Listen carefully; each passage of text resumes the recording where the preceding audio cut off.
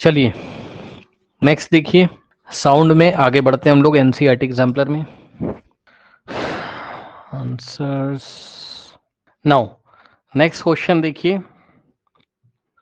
Question number 17। Why are the ceiling and walls behind the stage of a good conference hall और concert hall made curve?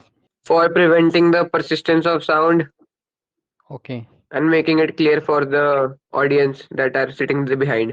Concave इसलिए बनाते हैं हम लोग ताकि वो यूनिफॉर्मली डिस्ट्रीब्यूट हो जाए पूरे हॉल में, है ना, टारगेट ऑडियंस तक पहुंच जाए। डायग्राम कुछ इस तरीके का था, अगर आप लोग ध्यान दें तो। ये देखिए ऐसे करके, ये सीलिंग अगर कॉनकेव होगी इस तरीके से, कॉनकेव ये ऐसे, तो यहाँ जो भी बंदा है जो बोलने वाला यहाँ बैठा हुआ है, तो यहाँ से ये फोकस पे, ये क्या होता है, फोकस, कॉनकेव का फोकस। एक कॉन्सेप्ट में आपको फिर से बता देता हूँ, ध्यान सुनो। जो कॉनकेव मिरर होता है, आप क्लास 10th में पढ़ोगे, ये कॉनकेव मिरर है, तो इसका फोकस यहाँ होता है।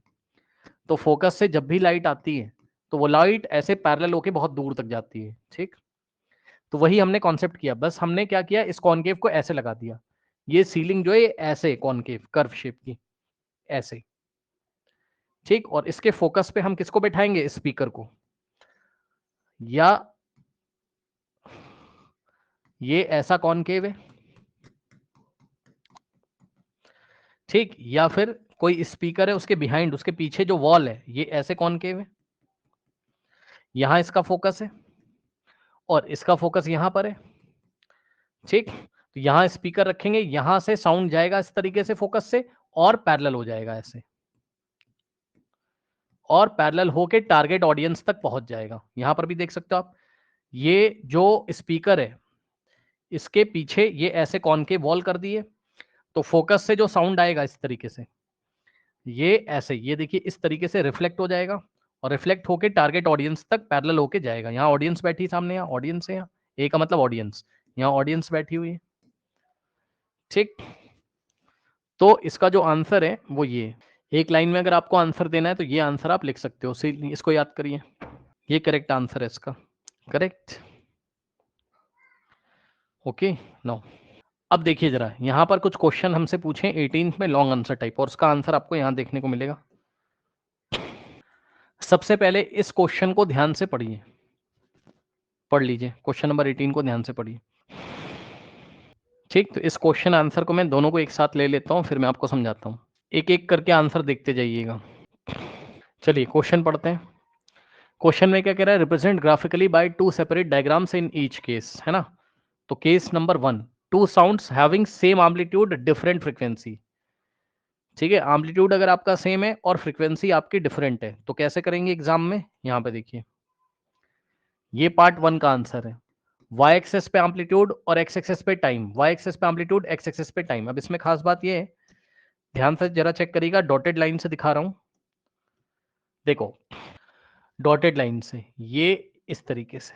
अब इन दोनों को देखिए, ये वाला और ये वाला, दोनों का एम्पलीट्यूड सेम है कि नहीं बताइए, देखिए जरा, एम्पलीट्यूड ये रहा आपका इतना, ये ए एम्पलीट्यूड, तो उतना ही एम्पलीट्यूड इसका भी है, ए, ठीक। एम्पलीट्यूड दोनों का सेम है लेकिन फ्रीक्वेंसी अलग है, बताओ, फ्रीक्वेंसी डिफरेंट है, ये सुनो, मतलब उतने ही टाइम पीरियड में, ये देखो, इसकी ज्यादा फ्रीक्वेंसी, इसकी कम, मतलब अगर हम एक टाइम इंटरवल ले लें, मान लो हमने इतना टाइम इंटरवल ले लिया, इतना, लगभग इतना, तो देख लो इसके कितने साइकिल हो गए, 1 2 3, लगभग 3 या 2.5, और इसके केवल एक ही हो पा रहे हैं लगभग, ठीक। तो इसकी फ्रीक्वेंसी ज्यादा है, इसकी कम है, बताइए कोई डाउट है। तो same amplitude but different frequency के ग्राफ ये रहे, कोई डाउट है बताइए, No, यस और नो, sir. नहीं। अब इसके बाद दूसरा क्वेश्चन है, same frequency but different amplitude, frequency इस बार सेम होनी चाहिए बट एम्पलीट्यूड क्या होना चाहिए, डिफरेंट, ठीक। तो अब देखो, पता है क्या, इससे अच्छा तो आपको कैसे बनाना चाहिए मैं बताऊं, ऐसे, मैं बताता हूं, इससे बढ़िया तो ऐसे बनाओ, देखो, इससे बढ़िया तो आप इस तरीके से बनाओ जैसे मैं बना रहा हूं। पहले वाले में क्या था, एम्पलीट्यूड सेम रखना है ना, तो यहां से यहां तक की डिस्टेंस जितनी है और यहां से यहां तक की डिस्टेंस जितनी है, ये देखो। अब देखो एम्पलीट्यूड कितना है, ए, उतना ही एम्पलीट्यूड इसका है, ठीक। और ये आपका टाइम चल रहा है, करेक्ट, नो, अब ये देखिए, ये नीचे वाली वेव में हमने इतना टाइम लिया, सपोज ये टी डैश है, टी डैश सेकेंड यहां से यहां तक, ठीक। तो इतने टाइम में एक ही साइकिल और इतने ही टाइम में टी डैश में बहुत सारे साइकिल, तो इसकी फ्रीक्वेंसी हाई है ऊपर वाले की। तो ये दोनों ग्राफ हमने बनाए तो दोनों का एम्पलीट्यूड सेम है लेकिन फ्रीक्वेंसी डिफरेंट है, तो same amplitude, same amplitude but different frequency, but different frequencies, ऐसे करके बनाएंगे तो ज्यादा अच्छा होगा। इससे क्या होता है, यहां से एक लाइन ड्रॉ करके हम इंटरवल टाइम सेम ले सकते हैं और सेम टाइम में हम देख लेंगे इसके कितने साइकिल हैं और इसके कितने साइकिल हैं। समझ में आई बात की नहीं, बताइए। Yes, sir. और Yes, sir. दूसरा वाला क्या है,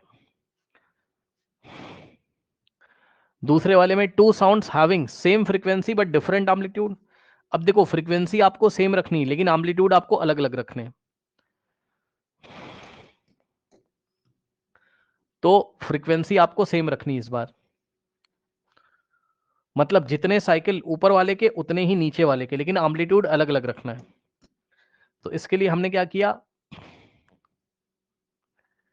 फ्रीक्वेंसी सेम, तो एक साइकिल, दो साइकिल, तीन साइकिल, चार साइकिल, पांच साइकिल, ठीक। तो इसका भी इतना ही करना है हमें, एक साइकिल, दो साइकिल, तीन, चार, पांच। अब बहुत अच्छा तो बन नहीं पाया है, बस एम्पलीट्यूड थोड़ा कम कर देंगे, समझ गए।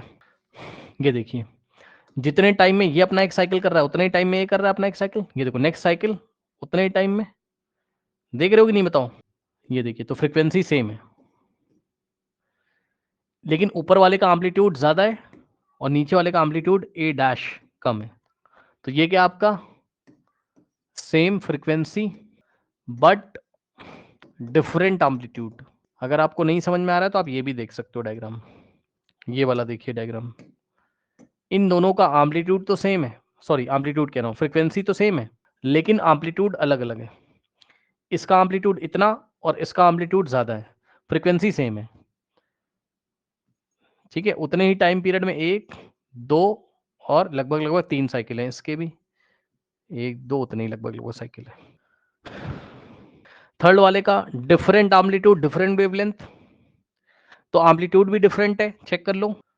इसका एम्पलीट्यूड ए और इसका कैपिटल ए, दोनों का एम्पलीट्यूड, इसका एम्पलीट्यूड ज्यादा और वेवलेंथ भी अलग अलग है। यहां से यहां तक का लैम्डा और यहां से यहां तक का लैम्डा, दोनों लैम्डा अलग है, ये लैम्डा है और ये लैम्डा डैश है, चेक कर लो अंतर है कि नहीं है बताइए। ये छोटा लैम्डा है और ये बड़ा लैम्डा है, करेक्ट। तो थर्ड वाला different amplitude but different wavelength, different amplitude different wavelength, amplitude भी अलग है और वेवलेंथ भी क्या है, डिफरेंट है, करेक्ट। ठीक है, इस तरीके से इसको हम हैंडल करेंगे। कोई डाउट है बताइए। No sir. नाउ इसके बाद नेक्स्ट क्वेश्चन, क्वेश्चन नंबर 19 देखिए। Establish the relation between speed of sound, it's wavelength and frequency. मतलब आपको फॉर्मूला ड्राइव करना है, कौन सा, v is equals to nu into lambda वाला, याद है। Yes, sir. Wave equation. Yes, v is equals to nu, nu का मतलब फ्रीक्वेंसी इंटू लेमडा। तो ये हमें प्रूफ करना है। तो कैसे प्रूफ करेंगे, हमें पता है स्पीड इज इक्वल्स टू क्या होता है, डिस्टेंस बाय टाइम, ठीक। फिर एक डायग्राम बनाएंगे इस तरीके से वेव का, ठीक है। दो तीन साइकिल आप दिखा सकते हो, दो तीन साइकिल आप दिखा सकते हो ऐसे, वन साइकिल, टू साइकिल, बस काफी है ना। अब देखो, एक साइकिल करने में जो टाइम लगेगा उसको हम टाइम पीरियड बोलते हैं, सही है। और ये डिस्टेंस लैम्डा हो गया और यहां से यहां तक का टाइम क्या कहलाएगा, टाइम पीरियड टी। भाई एक साइकिल करने का टाइम पीरियड टी और एक साइकिल में डिस्टेंस कितना ट्रेवल करता है, लैम्डा। तो डिस्टेंस की जगह हम क्या रखेंगे, नेक्स्ट स्टेप देखिएगा जरा ध्यान से। स्पीड को हमने v से दिखाया और डिस्टेंस को हमने लैम्डा से दिखाया और टाइम पीरियड को t से। तो नेक्स्ट स्टेप में क्या करेंगे, v इज इक्वल्स टू, अब ध्यान दीजिएगा जरा, लैम्डा बाई टी को हम क्या लिखेंगे, lambda into one upon T, ठीक। और हमें पता है कि वन अपॉन टी क्या होता है, frequency, frequency nu is equals to one upon time period. ठीक, तो 1 अपॉन टाइम पीरियड की जगह न्यू लिख सकते हो। यहां से v is equals to lambda into from equation number 1, इसको इक्वेशन नंबर 1 बना लो, 1 अपॉन टी की जगह न्यू, तो v is equals to lambda into nu. तो ये वेव इक्वेशन हमने प्रूफ कर दी। ठीक है, ये वेव इक्वेशन हमने प्रूफ कर दी। ठीक, ओके, बताइए कोई डाउट है? No sir. नहीं। अब जैसे ही हमने वेव इक्वेशन प्रूफ कर दी, तो अब हमें क्वेश्चंस करने हैं। क्वेश्चन में पार्ट 1 में आपसे क्या बोलता है बताइए। वेलोसिटी आपको दिया हुआ है 340 मीटर पर सेकंड, पढ़ लो question, velocity of sound in air. हमें वेवलेंथ निकालना है, फ्रीक्वेंसी दी हुई है। ठीक, तो वेवलेंथ लैम्डा का फॉर्मूला क्या बनेगा? Lambda is equals to v upon v के नीचे क्या जाएगा, ये फ्रीक्वेंसी न्यू। तो v कितना दिया है 340 और फ्रीक्वेंसी कितना दिया है 250, तो लैम्डा निकाल लीजिए। 0 से 0 चला गया। ठीक, और 34/25 सॉल्व कर लो, कितना आ जाएगा। अब देखिए, इसको मैं आपको सॉल्व करके दिखाता हूँ अलग पेज पे, या यहीं कर दूं। देखो, चैप्टर नंबर 1 में सिखाया था, ये टर्मिनेटिंग डेसिमल है। देखो, lambda is equals to 34 upon, अब बताना जरा, 25 को क्या लिखोगे, 5 का स्क्वायर। अब याद है चैप्टर नंबर 1 में कैसे टर्मिनेट कराते थे, 2 की पावर 2 से ऊपर मल्टीप्लाई करेंगे और 2 की पावर 2 से नीचे। तो 2 की पावर सर 2 से फ्रीक्वेंसी ऊपर तो करोगे। 250, सर फ्रीक्वेंसी तो 256 दिया हुआ है। अच्छा, 256 दिया हुआ है, तब तो नहीं हो पाएगा, तो हमें थोड़ी जगह की जरूरत है। v is equals to nu into lambda. तो अगर लैम्डा निकालना है तो हम क्या करेंगे, v अपॉन न्यू। तो v कितना है 340 और न्यू फ्रीक्वेंसी कितना है 250 हर्ट्ज, 256 हर्ट्ज है ना। तो सॉल्व करेंगे, अब बस इसको सॉल्व करना है। अब ये थोड़ा सा खतरनाक है, तो एक काम करें, हम 340 को सीधे डिवाइड ना लगा दें 256 से, है ना। 1 टाइम जाएगा तो 256 आएगा मेरे ख्याल से। 10 माइनस 6 4, और यहां पर बचेगा 13 माइनस 5, कितना होता है 13 माइनस 5 8। फिर डेसिमल की हेल्प से 0 लगा लोगे, और कितने टाइम्स जाएगा, सर 1.32 आ रहा है। 3 टाइम्स जा रहा है, 4 टाइम्स नहीं जा पाएगा ना। नहीं सर 4 टाइम्स नहीं जाएगा, वो ऊपर हो जाएगा ठीक 210 है, से 840 से। 3 से कर लो, 3 6 18 1 3 5 15 16 1 3 2 6 प्लस 1 7 10 माइनस 8 2, और यहाँ पे 13 माइनस 6 7, और यहाँ से 8 ये, और पॉइंट की हेल्प से 0। अब कितने टाइम जाएगा, 2 2 कैसे जाएगा भाई। नहीं नहीं, एक मिनट सर, इसमें सर उसमें 8 में तो 8 में तो कट जाएगा ना। 6 टाइम्स जाएगा लगभग। ठीक, 6 8 the 48 4 6 5 the 30 plus 4 34 3 6 2 the 12 plus 3 15 10 sir minus 8, yes 840 minus 768 तो सर सिर्फ 72 आएगा, 172 नहीं आएगा।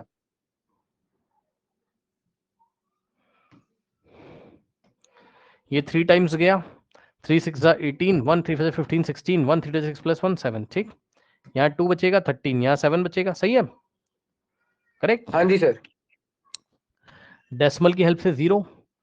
अब ये कितने टाइम्स जाएगा, 2 टाइम्स। 2 टाइम्स। तो 2 6 12 1 2 5 10 प्लस 1 11, और 1 2 to the 4 प्लस 1 5, यहाँ बचेगा कितना 8 और 0 और 2। ठीक, बस मेरे ख्याल से काफ़ी है इतना तो। Yes sir. फिर भी अगर आपको करके देखना हो देख लो। 256 लगभग कितने टाइम जाएगा, 9 times, no 8 times, yes 8 times जाएगा। तो 2048 आएगा, माइनस माइनस कर लेना बस, काफ़ी है। तो कितना आ रहा है 1.328 मीटर। ठीक, तो यहाँ से आएगा 1.3, 1.33। यस 8 को हटाओगे तो यहाँ 1 ऐड करोगे, क्योंकि 8 5 से बड़ा है, तो 1.33 मीटर अप्रॉक्स लिख देंगे, क्योंकि हम लोग राउंड ऑफ करके लेके आ रहे हैं, है ना। ठीक, तो ये आपका आंसर आ गया अप्रोक्स में, ठीक है। ओके, तो बिल्कुल सही आंसर है। चलो मैं चाहता हूं कि जल्दी से आप लोग पार्ट 1 को सॉल्व करिए, खुद से करिए, सर हो गया सर। बाकी लोग कर लें जल्दी से। नेक्स्ट क्वेश्चन करें, बताइए। Yes sir. चलिए पार्ट 2 देखिए। No, frequency when wavelength is this. अब आपको फ्रीक्वेंसी निकालना है, वेवलेंथ दिया हुआ है, तो वेवलेंथ इस बार दिया है, लैम्डा दिया है 0.85 मीटर्स। फ्रीक्वेंसी निकालना है, फ्रीक्वेंसी एफ से दिखा दो चाहे न्यू से दिखा दो, और स्पीड v आपको दिया हुआ है कितना, 340 मीटर पर सेकेंड। ठीक, लगा दीजिए वेव इक्वेशन, तो कितना हो जाएगा, v is equals to nu into lambda. ठीक, तो यहां से न्यू फ्रीक्वेंसी कितना हो जाएगा, v upon lambda, lambda multiply इधर आके डिवाइड करेगा। ठीक, तो v कितना है, 340 डिवाइडेड बाय लैम्डा कितना है 0.85, तो यहां से 340 डिवाइडेड बाय 0.85, यहां से पॉइंट हटाओगे तो ऊपर 2 जीरो लगाओगे तो आ जाएगा कितना, 340 इंटू 100 लिख दिया हमने, 34,000 को 340 इंटू 100 और नीचे 85। ठीक, अब आप इसको सॉल्व कर लीजिए और 100 से मल्टीप्लाई कर दीजिए। सर 400 आ गया। ठीक है, तो 340 Yes, को sir. आप मल्टीप्लाई डिवाइड करोगे किससे, 85 से, कितने टाइम जाएगा, 4, सर 4 4 5 जा 20, 2 4 8 जा 32, 34, सही है, रिमाइंडर 0, तो ये इसको कैंसिल करेगा, 4 आएगा, तो 4 इंटू में 100, 400, और हम लोग निकाल क्या रहे थे, फ्रीक्वेंसी, तो हर्ट्ज आ फ्रीक्वेंसी। जाएगा, 400 हर्ट्ज आपकी फ्रीक्वेंसी यहाँ पर आ जाएगी। ठीक, करेक्ट, ओके, तो ये हो गया। अब नेक्स्ट देखिए, क्वेश्चन नंबर लास्ट है इसका, है ना, लॉन्ग आंसर टाइप में। सबसे पहले क्वेश्चन पढ़ लीजिए, क्वेश्चन नंबर 20 पढ़ लीजिए अच्छे से। ओके, पढ़ लिया। Draw a curve showing density और pressure variation with respect to distance of disturbance produced by the sound, mark the position of compression rarefaction to this curve, on this curve also find wavelength and time period using this curve. ठीक, तो density या pressure हमें y axis पे दिखाना है और distance हमें x axis पे दिखाना है, तो ग्राफ ऐसा बनेगा, और हमें क्या क्या फाइंड करना है, टाइम पीरियड एंड वेवलेंथ। तो ऐसा ग्राफ बनेगा, यहाँ पर चेक कर लीजिए, y एक्सिस पे डेंसिटी या प्रेशर और x एक्सिस पे डिस्टेंस, ऐसे ग्राफ बनेगा। फिर ये कंप्रेशन, फिर कंप्रेशन, कंप्रेशन के बाद रेयर फ्रैक्शन, फिर कंप्रेशन, फिर रेयर फ्रैक्शन, ऐसे। ठीक है, और वेवलेंथ क्या होगी आपकी, 2 कॉन्जिक्यूटिव, यानी कि 2 लगातार आने वाले कंप्रेशन के बीच का डिस्टेंस। कंप्रेशन क्या होता है, हायर प्रेशर रीजन, देखो प्रेशर हाई है, यहाँ पे प्रेशर हाई है तो कंप्रेशन, और रेयर फ्रैक्शन में प्रेशर लो होता है, प्रेशर लो है तो रेयर फ्रैक्शन, ये आपका डिस्टेंस है। तो 2 कॉन्जिक्यूटिव कंप्रेशन, 2 लगातार आने वाले कंप्रेशन के बीच का डिस्टेंस क्या होता है, वेवलेंथ, या 2 लगातार आने वाले रेयर फ्रैक्शन के बीच का डिस्टेंस क्या होता है, वेवलेंथ लैम्डा। ठीक, अब पढ़ लीजिए, यहां पर वेवलेंथ को डिफाइन किया, डिस्टेंस बिटवीन 2 कॉन्जिक्यूटिव कंप्रेशंस या distance between 2 consecutive rarefaction. Okay, अब टाइम पीरियड क्या होता है, वेव को ये वाला डिस्टेंस ट्रेवल करने में जो टाइम लगा है, या ये वाला, यानी कि 2 कॉन्जिक्यूटिव कंप्रेशंस का डिस्टेंस में जो टाइम लगा है, वही आपका क्या है, टाइम पीरियड है, या 2 कॉन्जिक्यूटिव रेयर फ्रैक्शन का जो टाइम है, ये देखिए, पढ़िए जरा टाइम पीरियड को। Time period is the time taken to travel distance between any 2 consecutive compressions or rarefaction from a fixed point. ठीक है, हाँ भाई, पढ़ लिया, बताइए। Yes, sir. ठीक है, इसके बाद एक दो डाउट थे वो देख लेते हैं। हाँ भाई, आर्यदीप, ये आपका एक डाउट था। हाँ भाई, इसमें देखिए, इन ट्राइंगल ABC, AB इतना है और AC इतना है, तो एंगल B कितना होगा, AB AC, तो AB भी 5 है, ये 5 है आपका, और AC भी कितना है 5 है, तो angle B is equals to this degree, तो एंगल B की वैल्यू हमें निकालनी। ये कैसा क्वेश्चन है भाई, और कुछ नहीं दिया हुआ है प्रिंट है भाई क्वेश्चन एंगल। में, हाँ इस क्वेश्चन में मिसप्रिंट है। मैंने गूगल पे देखा था, एंगल ए दिया हुआ है इसमें, इस अच्छा, क्वेश्चन में। एंगल A गिवन है, ठीक है, तो एंगल A कितना ले लें बताओ, कुछ भी ले लें। सर 50 डिग्रीज लिए दिया था उसने तो। ठीक है, तो ये गिवन है एंगल 50 डिग्री है, तो B किसके इक्वल होगा, C के इक्वल होगा, एंगल B C के इक्वल होगा। और अब आप कर दो angle A plus angle B plus angle C is equals to 180, तो एंगल A 50 दिया हुआ है और प्लस हमें निकालना क्या है double B, of angle B. Angle, और एंगल C की जगह एंगल B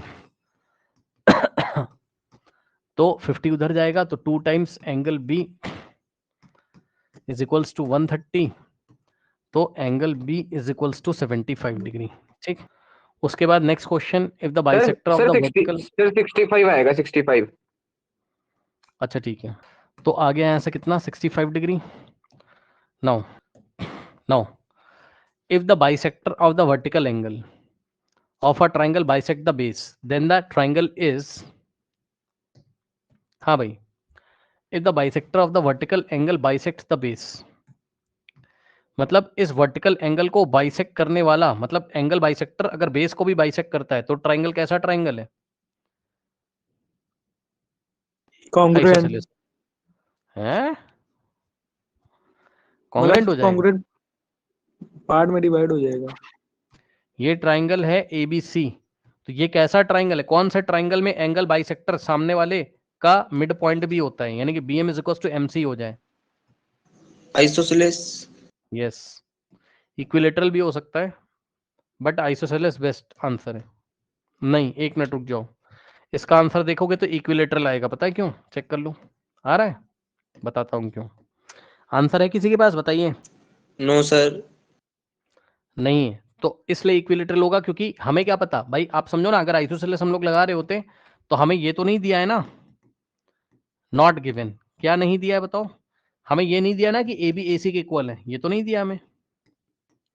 अगर ये दिया रहता कि AB AC के, तब तो ये हम सोचते ना कि ये दोनों साइड इक्वल है, तो ये ऐसे है ना। अब हम ये मान के चल रहे हैं तीनों ही साइड इक्वल है, ठीक, तीनों साइड जब इक्वल है तभी तो ये दोनों इक्वल होंगे और तभी ये वाला काम होगा, तो इक्विलेटरल आपका बेस्ट आंसर है यहाँ पर। और क्या डाउट है, बस एक और भेजा था आपने। सीमा हैज 10 into 10 किचन गार्डन, ठीक है, तो 10 क्रॉस 10 का गार्डन है, ये गार्डन है, 10 लेंथ है और 10 ब्रेथ है। She divides it into 10 into 10 grid, wants to grow some vegetables and herbs used in the kitchen.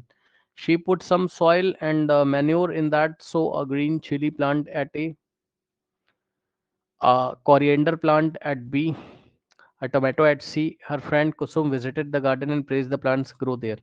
She pointed out that they seems to be in a straight line. See the below diagram and carefully answer the following question.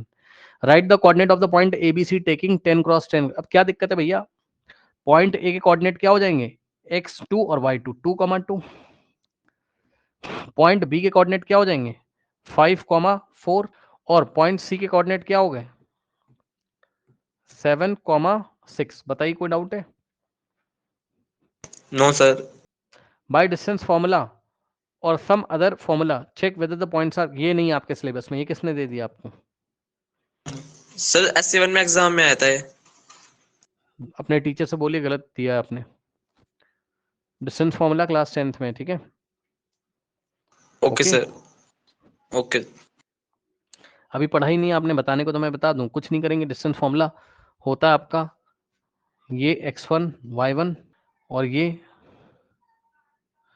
या आप class 10th में, class 9th में आप इसको ऐसे करो कि by joining with the scale, जब हम स्केल से ज्वाइन करते हैं तो तीनों स्ट्रेट लाइन पे आते हैं।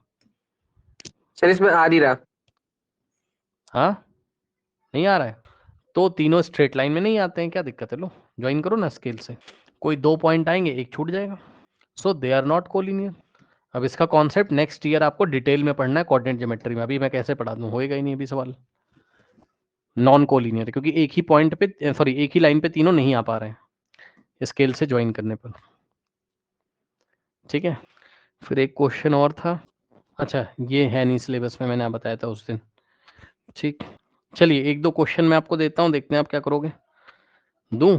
चलो करो, जरा सॉल्व करो, देखते हैं क्या करोगे। एक क्वेश्चन शायद एग्जाम्पलर का छूट गया है ना शायद कल की क्लास में, शायद। रुक जाओ, एक क्वेश्चन छोड़ा था एग्जाम्पलर में हमने कल, एक क्वेश्चन कल हमने मिस कर दिया था, अगर आपको याद हो, शायद मुझे याद आ रहा है, क्योंकि यस सर, टाइम नहीं था। था, टाइम नहीं था, तो एक क्वेश्चन हमने छोड़ दिया था, उसको करते हैं। कहाँ गया भाई, एग्जाम्पलर ही गायब हो गया। 12th क्वेश्चन हमने छोड़ दिया था।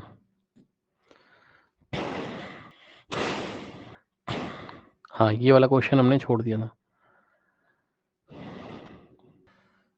देखिए क्वेश्चन क्या है, a girl is sitting in the middle of a park of dimension 12 into 12 metre, okay. On left side of there is a building. अब देखिए ये गर्ल है जो कि 12 into 12 में बैठी हुई है, ये टॉप व्यू है पार्क का, 12 मीटर्स की लेंथ है और 12 मीटर्स की ब्रेथ है, ठीक। On the left hand side, तो ये left hand side there is a building, है ना। तो यहां पर एक बिल्डिंग है लेफ्ट हैंड साइड में, पॉइंट बी पे बिल्डिंग है ना, adjoining the park, and on right hand side of the park there is a road adjoining the park, ठीक। तो इसी के जस्ट सामने यहाँ पे रोड है। a sound is produced on the road by a cracker, तो ये पॉइंट आर पे क्या है, रोड है, यहाँ रोड है और यहाँ बिल्डिंग है, यहाँ पे एक क्रैकर मतलब पटाखा फटता है यहाँ पे, तो यहाँ से साउंड वेव आएगा इस तरीके से। बताओ जाने का डिस्टेंस कितना हुआ, 12, ठीक। 12 मीटर। क्या वो लड़की